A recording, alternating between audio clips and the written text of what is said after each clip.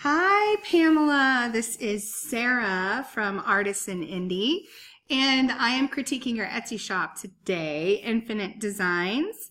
So let's kind of get started. I don't know if you've seen some of these critiques before, either in the Flourish group or on our YouTube channel, but basically I go through your Etsy shop. There are certain areas that you can kind of manipulate in your Etsy shop to get you either more traffic or more interest, more engagement, and ultimately more sales. So first, I like to start with branding because it does represent a large part of your shop, especially what they call above the fold, which is before you have to scroll down, right? So this kind of whole section of your shop here, your banner, your shop cover photo, as they call it, is definitely taking up, almost half of your space. And this is where you are represented as a brand. So at this point, you're not an Etsy shop or an item on Etsy or a product on Etsy. You are a business that's being represented on Etsy. So it's important that you have that representation be something that is memorable or something that attracts, hopefully, your target market into your shop. So your name is Infinite Designs. Now I am a little confused because I don't know Infinite Designs for you. Is that your name? And perhaps you, or perhaps Infinite Designs is your name and you use the for you because you couldn't get an Etsy shop name. Maybe somebody else had Infinite Designs. I'm not really sure. So there is a little bit of confusion there. In other words, why I would say that it causes confusion if somebody is, let's say somebody buys something from you and they love it so much, and somebody comes over to their house and they're like, oh my God, where did you get that? And they say, oh, go to Infinite Designs or Infinite Designs for you. So my question would be, if I were to search on Etsy for Infinite Designs, would you come up or would another shop come up? So that is a little bit of an issue. And I know it's hard when you go to, like, you have a name for your business and you go to get it on Etsy and it's not available. So I know you're kind of stuck in between a rock and a hard place, but I would perhaps in some of your tags of some of your items, maybe put the word Infinite Designs in case you didn't show up in search for Infinite Designs. And I guess we could search that right now. So if I put Infinite Designs, did I spell that right? Infinite Designs, yes. And I search, what comes up? Not what I searched for. Did it? Infinite Designs. Infinite.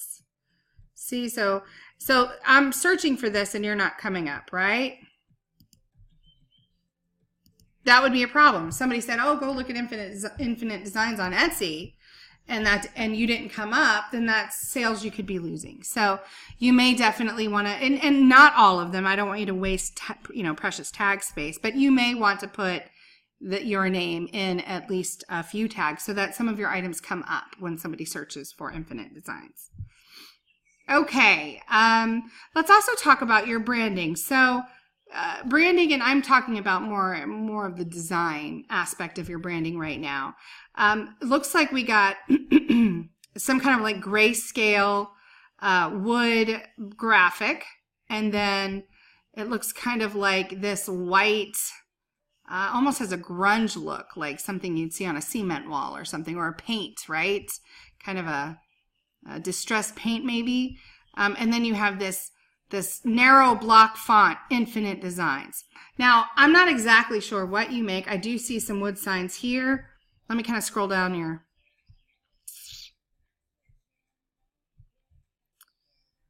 Okay, so just right off the bat, and I'm telling you this from both my expertise as a seller, but also as a marketer and as a customer as well.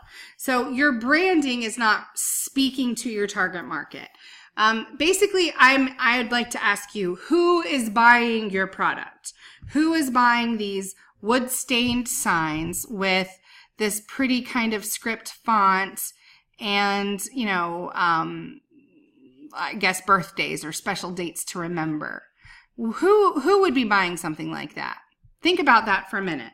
And if your answer is, well, anybody, that's not true. And a lot of people, they think it is, like, well, anybody would want this. Well, maybe, but maybe not. People that have a minimalist, more modern decor would probably not want to hang this in their home. People that would have maybe a more grunge, hipster kind of vibe going on in their environment probably wouldn't want to have this in their home either. I'm thinking that you're going to be more catering to the farmhouse, cabin decor, lake decor, rustic, even rustic chic, cottage chic, grandmas probably, moms with bunches of kids, kind of thing, big families. That's who you're catering to. This graphic does not attract that market. So when you think of shabby chic, or you think of rustic chic, or you think of cottage chic, you don't think of gray, red, and white, right? Like you think more of maybe Rae Dunn. Do you know who Rae Dunn is? I'm like all into her now. It's really crazy. Let's see if we can find any of her stuff on here. Yeah, she makes these cute little, aren't these cute? I just love them so much. Oh my gosh. She makes these awesome pottery. It's handmade pottery. It's kind of creamy white with this like really cool kind of stick font on it. Definitely a farmhouse vibe. Let's think of like maybe stores or companies that maybe would represent what you sell. Think of Crate and Barrel, perhaps. What's the other one? Pottery Barn, maybe even Cracker Barrel. That is the kind of look and feel that you're going for with your products, and that is what people are. The type of people that would buy these signs. Those are the stores that they're going to shop at, right? So you want to make sure that you're branding your business for that market, and this is just. It feels very cold. It's not that it's an ugly design. That's not what I'm saying. And I really kind of like this. It kind of all flows together. But it's not speaking to your target market. It's not warm. It's not cozy. It's not, doesn't give you this, kind of cottage feeling. And this font definitely is not. This is very techy. It's very modern. So I think right off the bat, you have an opportunity. Obviously, you're doing pretty decent at sales. So I'm not at all saying, oh, well, you're not going to sell anything. But imagine how much more you could sell with rebranding yourself. And again, you don't necessarily have to change your name, although I don't know if Infinite Designs is really the name that would be the most attractive to your target market. But even so, if you just designed it differently, and you could do this yourself, or of course, I would recommend reaching out to a branding expert. If you're in Flourish, which I believe you are, you can, of course, always connect with one of our experts. But let them know, hey, this is who my target market is. These are the kind of items that I make. I need something that flows along those lines with all of this. You know what I'm saying? Let me try to think if I could think of an example of sign maker. Let me check out Brittany's shop. I know she was going a different direction, so I don't know if she's still open, but let me see. Cypress and Whim. Okay. Oh, this isn't a really good example either. Cypress and Whim. So I really love all this. I think that this is I think Brittany, and she's a Flourish member, of course. I think this needs to be taken off, and this needs to be taken off. And I know that there's some coaches out there that recommend this, and that's just flashy. And nowadays, it doesn't really give you any kind of validity anymore. Something that you could always put in a picture or something, like in another picture. But if you look at her font, Cypress and Whim, and her colors, it's very nice. Her main target market is weddings. So she does these signs similar to what you make, but she really focuses on weddings. And as you can see, she kind of uses her decor for her pictures, kind of all flow together. They all are very much like wedding or special event. And you kind of get that feel as well from her name. Let me see who else. I always use Gail's but she changed it. Abigail, Grace. I don't know. No, I don't remember her new name. Let me see if I can get to it with her old name. She rebranded. Ha! Okay, Abigail Grace Co. I was close. Okay, so this is Gail Schmidt. I know that you know who that is, being in Flourish. She recently rebranded. She changed her name. Her name was Shabby Cottage Adorned, which although the more shabby chic is her style, it didn't really make sense that she was selling jewelry and it was saying cottage adorned. It sounded more like decor. So I'd like to use her as example because she's very good with her branding as far as colors and flow and attracting the right target market. So you have Abigail Grace Co. because beauty is in the details. She has a lot of these real pretty light turquoise colors, blushes, some pinks. And as you can see, she takes that through her photos here. Do you see that?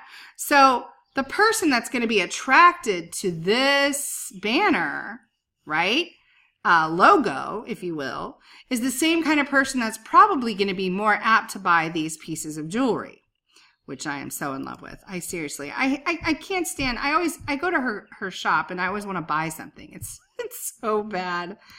All right, so that's just an example of good branding. So what I want to do here, hang on, my phone is freaking out. I want to talk about maybe ways that you could do some branding. So maybe you could have a nice graphic in the background of maybe a lifestyle shot of a shabby cottage or of a cozy cottage or a cabin decor or something like that. Or maybe you could have actual wood where it wasn't this grayscale kind of wood.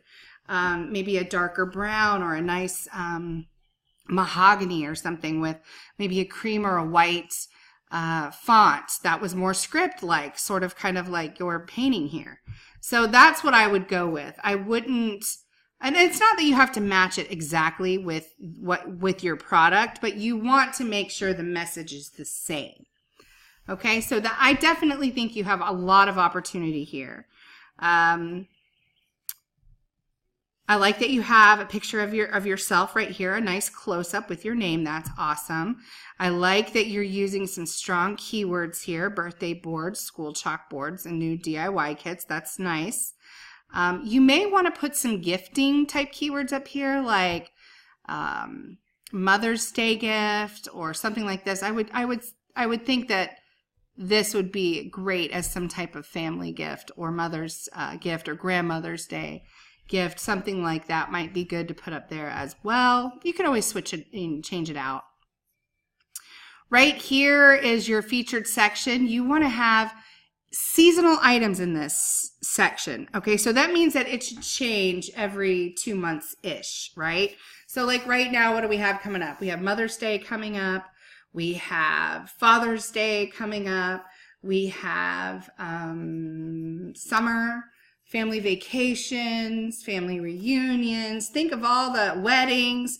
Think of all the seasons that are coming up. And then look at what you make and see if there's something that would fit in with the upcoming season. That's what you want to kind of showcase up here at the top. All right. 55 items is a great number of items. I would try to get that above 60 if you can, but again, there's no really magic number. I like to see things between 60 and 100 or between 50 and 100. I mean, you're close. You're at 55. It's just nice to have a nice and full shop. You want to be kind of in that mid-range, which you're really close. I like that you're using some strong keywords here. Wooden signs, Michigan signs, birthday boards, defined by designs. I'm not sure what that is. Personalized gifts. That's great. No soliciting. Family board. Great. So these are all, they're organized properly. They have some strong keywords in them. So this is fantastic here. I didn't notice, do you have a wedding? You don't. So I don't know if no, because you have a sign here. I would absolutely have a wedding section. Wooden, Michigan birthday, personalized maybe. Family, yeah. I would have a wedding collection here, absolutely, because you have a huge market for wedding signs. Huge. Like I could go back to Brittany's, Cypress and Win. Brittany's shop, I mean, she does very well for wedding signs. So, you know, where you put the last name and maybe the established date, or maybe Mr. and Mrs., you know, a guest book sign. She had this really cute one. Choose a seat, not a side. This is cute. It had like arrows on it. I wonder if she still has that. And maybe you could connect with her and ask her some questions about the wedding industry with wooden signs. Isn't this cute? Look. Ceremony, restroom, cocktails, reception. Anyway, and look at the prices that she's charging, as she should. You know, it's just a nice market, a nice big market for weddings and special events like that. So I don't, you know, with you making signs with this real pretty font and this beautiful wood, I don't know why you're not tapping into that market, especially because that's a huge market on Etsy anyway. All right.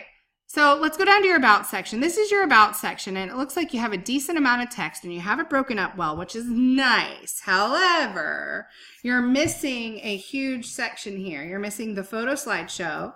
In the About section, half is text, the other half is photos. It's a slideshow of photos.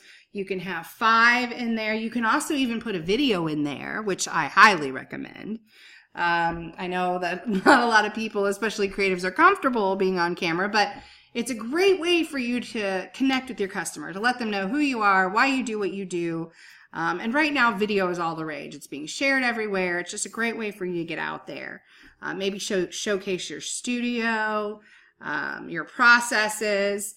You know, that's really what you want this section to be about. You want to showcase who you are as a person. You want to humanize your brand.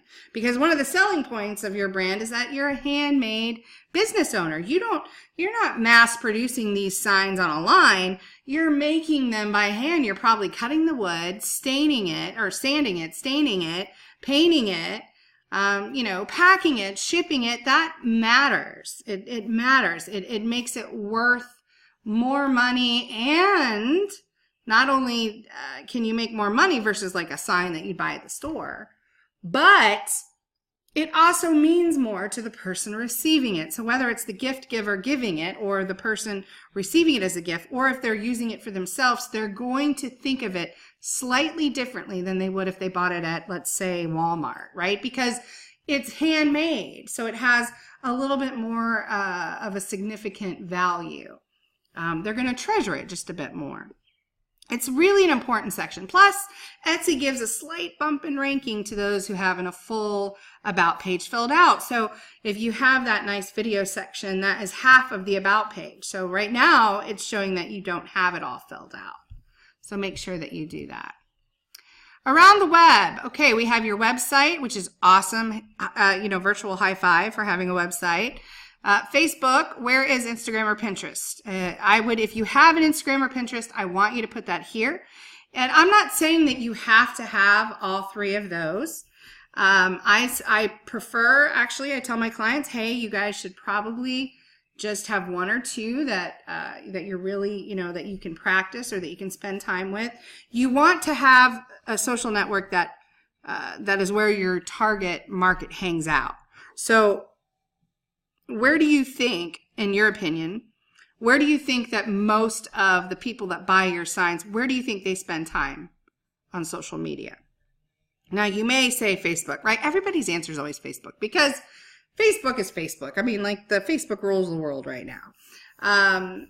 So yeah, you might say, hey, well, you know, everyone's on Facebook, but are they on Facebook to buy things? Are they on Facebook to decorate their home? Are they on Facebook, or are they Facebook just to kind of hang out with their friends, right?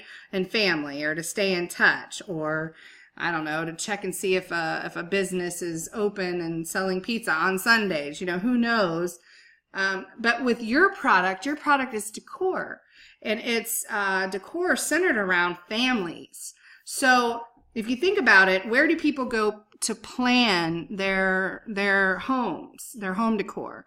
Where do they go to look at pictures to see what maybe a shabby chic or a rustic chic decor would look like, or to get ideas from. Where do they go and save these things? They do it on Pinterest, right? So the majority of your people, of your market, of your audience, they're going to be moms or grandmoms or people buying for moms and grandmoms, which would be children more than likely. People that are going to plan their nurseries, to plan their weddings, to plan their events, to plan their dream home, to plan their whatever, their move. They're looking for ideas. That is where you want to have a nice, strong representation. So if you say, Sarah, if I was to pick a social network to really work on, I would hands down tell you should spend your time on Pinterest. All right, let's go back up.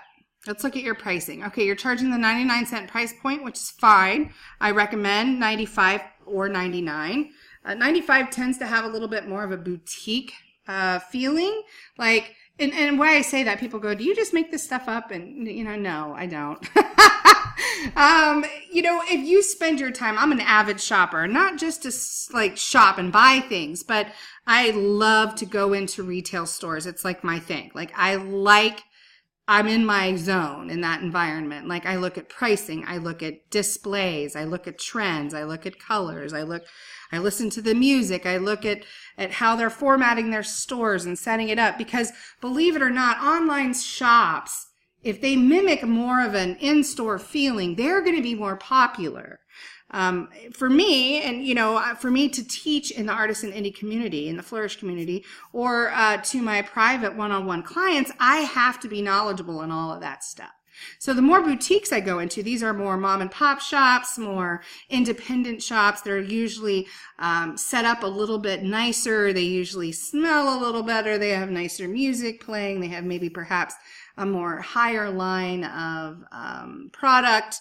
They tend to price with the 95-cent price point. So instead of $9.99, it'll say $9.95. They still don't use wholesale prices. Very rarely do I go into a store and see a whole price, like $10, $15. Very rarely. So it'd be $9.95, $12.95, $14.95. In more regular everyday stores, you see a lot of the 99-cent pricing. And so you can use either or. I would say right now your photos are just not where they need to be, nor is your branding. So I think you're fine with the 99. However, I feel that if you improve your branding and you improve your photos, you can not only use the 95-cent price point, but you can also price up. So instead of $34.99, you could be charging $49.95. Instead of $24.99, you could be charging $39.95. So I definitely think you have room to increase your prices by 10, 15 bucks even. But I do think before you do that, you need to improve your photos. Now, I'm sure you're going to say, but Sarah, I sell these signs and it's very, very difficult for me to photograph these signs. And I hear that from a lot of sign sellers. And I understand, I do, and I definitely sympathize with how difficult it is to photograph something like that. However, you're photographing it now. All you need to change is you need to get rid of this beadboard in the back, and you need to have better lighting. So whatever you're using, if you're setting it on a shelf, or what I recommend, this is what I would do if I were you in your situation. I would absolutely find an amazing window that has amazing natural light coming into the window. I would set up this awesome spread on the floor. I would have a background, which you can make, or you can get at a variety of different places. Home Depot, you can get, you can make even a makeshift wall, use a shelf, put a vinyl backdrop, whatever it is.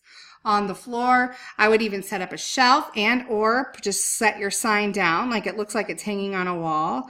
Get a ladder, stand on the ladder, get up 6 steps or so, and then shoot your camera looking down. It'll look in the picture like it's hanging on a wall, but in actuality it's laying on the ground and you're photographing it from above. Zuli McKim has an amazing presentation on this in the member site for Artisan Indie. You can watch and she'll show you. She's really good at that kind of stuff. Or if you, also, I would recommend you sending a couple of these signs out to a product photographer. Brandy Inman, who's amazing in Flourish, she does these themed shoots where she goes to different locations. Sometimes they're Airbnbs, sometimes they're really cool places she visits, and she brings these products with her and displays them and then photographs them, and they turn out fabulous. You know, if you had a couple lifestyle shots kind of sprinkled in here, I think you would be gold. That's really what's holding your shop back. I mean, again, you're not hurting by sales, but you could probably double this number if you had proper branding and better photographs, product photographs. All right, as far as your SEO goes, just from glancing at what you have as far as titles here, it doesn't look bad. Family birthday board, birthday calendar, family calendar. Okay, this right here does not help you at all. I mean, I'm sure you do that for your own purposes so that you can see. This doesn't help you at all. What you want is, like, if I were to search for this I would probably say, I'm trying to think, wooden birthday sign or wooden birthday calendar, I think I might say. Yep, wooden birthday sign. So that's probably what I would use. Let's see, wooden birthday calendar. Yep, wooden birthday calendar. There you are as far as ads, but then you're here too. So that's good. Wooden birthday calendar, and you're coming up. Of course, I did favorite your shop. Let me see. So you have birthday calendar, family birthday board. Let's look at your tags. Wooden discs, wooden sign. Yeah, I mean, you're using some good keywords, and that's, I think, what it's all about. It looks like you're not using your full title, which I'm kind of out to lunch with that right now. I've always taught that you want to use all 140 characters, 144 characters in your title, putting your most strong keywords up front. But with some of the testing and the crazy things going on with Etsy, I'm kind of up in the air with that right now. Right now, I think I'm just in the camp of, you know, accurately describe your product with relevant keywords, descriptive keywords. Use long tail keywords if you can, and put your best up towards the front. Make sure that you're also copying those into your tags, and make sure that you have your keywords sprinkled throughout your copy, and I think you're good. So I'm sure there's a little opportunity there. There's always a little bit of opportunity in order to optimize your page and listing a little better. It's like you're never done, you know. You always have to keep improving. But yeah, I think that's the long and the short of it there, Pamela. I really think you need to focus on branding. I would say your top 3 things, for me at least, is you need to rebrand. You need to improve your photography, and you need to spend your social media time on Pinterest. Those are the 3 top tips that I think will definitely help you double the sales that you've gotten in a quick amount of time. All right, so hopefully this helped. If I have your permission to share on YouTube, I will share this critique on YouTube. I will ask you when I send this to you, this recording to you. If you're watching and you're listening on YouTube and you want more information about all this crazy stuff that I'm talking about, please join us in Flourish. You can go to www.artisanindie.com, hit the Join Flourish button, or it might be Join, or it might be Flourish. I don't know, because we're changing it and testing it. But click that button and you can join us in Flourish at Artisan Indie, where you can learn all this good stuff to help you increase your sales and have a kick-butt shop here on Etsy. Thanks so much, Pamela, and if you have any questions, please let me know. I'm always here and happy to help. Bye!